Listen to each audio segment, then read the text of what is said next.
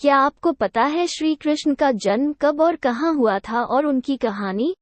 आज मैं बताता हूँ श्री कृष्णा का जन्म कहाँ और कब हुआ था। इस वीडियो को पूरा देखें और लाइक और सब्सक्राइब जरूर करना। जन्माष्टमी का पर्व भगवान श्री कृष्ण के जन्मदिन के रूप में मनाया जाता है। भाद्रपद मास की कृष्ण पक्ष की अष्टमी के दिन श्री कृष्ण का जन्म रोहिणी नक्षत्र में हुआ था।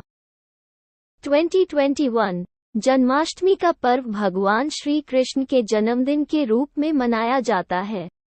भाद्रपद मास की कृष्ण पक्ष की अष्टमी के दिन श्री कृष्ण का जन्म हुआ था। श्री कृष्ण का जन्म मथुरा की कारागार में रोहिणी नक्षत्र में हुआ था।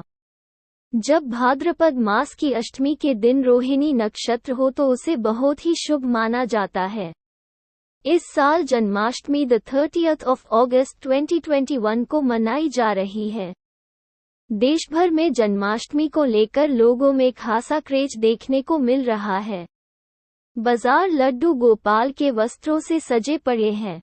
श्री कृष्ण का जन्म वासुदेव की पत्नी देवकी के गर्भ से 8वीं संतान के रूप में हुआ था।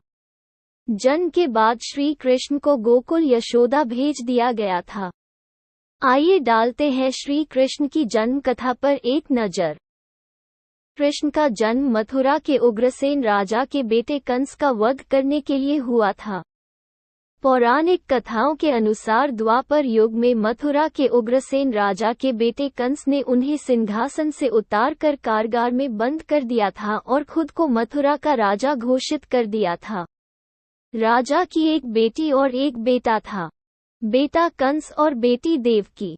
देवकी का विवाह वासुदेव के साथ तय कर दिया गया और बड़ी धूमधाम के साथ वासुदेव के साथ उनका विवाह कर दिया गया। लेकिन जब कंस देवकी को हंसी खुशी रथ से विदा कर रहा था, उस समय आकाशवाणी हुई कि देवकी का 8वां पुत्र ही कंस का वध करेगा।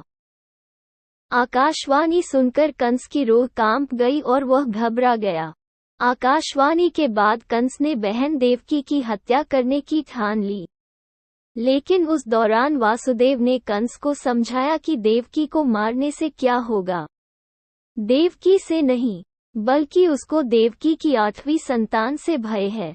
वासुदेव ने कंस को सलाह दी कि जब हमारी 8वीं संतान होगी तो हम अपा को सौंप देंगे, आप उसे मार देना।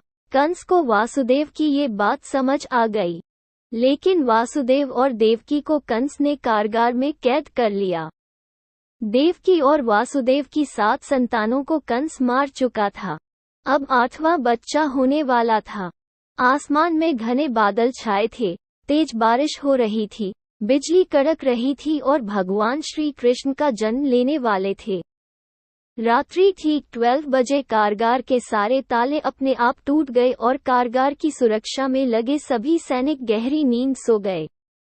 उसी समय वासुदेव और देवकी के सामने भगवान श्री विष्णु प्रकट हुए और उन्हें कहा कि वे देवकी के गर्भ से 8वें पुत्र के रूप में जन्म लेंगे। इतना ही नहीं, भगवान विष्णु ने कहा कि वे उन्हें गोकुल में नंद बाबा के यहाँ छोड़ आए और वहाँ अभी अभी जन्मी कन्या को कंस को लाकर सौंप दे। वासुदेव ने भगवान विष्णु के बताए अनुसार ही किया। गोकुल से लाए कन्या को कंस को सौंप दिया। कंस ने जैसे ही कन्या को मारने के लिए हाथ उठाया, कन्या आकाश में गायब हो गई और आकाशवाणी हुई कि कंस जिसे मारना चाहता है वे तो गोकुल पहुंच चुका है। ये आकाशवाणी सुनकर कंस और घबरा गया। कृष्ण को मारने के लिए कंस ने बारी बारी से कि राक्षस गोकुल भेजे, लेकिन कृष्ण ने सभी का वध कर दिया। आखिर में श्री कृष्ण ने कंस का भी वध कर दिया। ये कहानी आपको कैसे लगे कमेंट में जरूर बताना और लाइक और शेयर करना।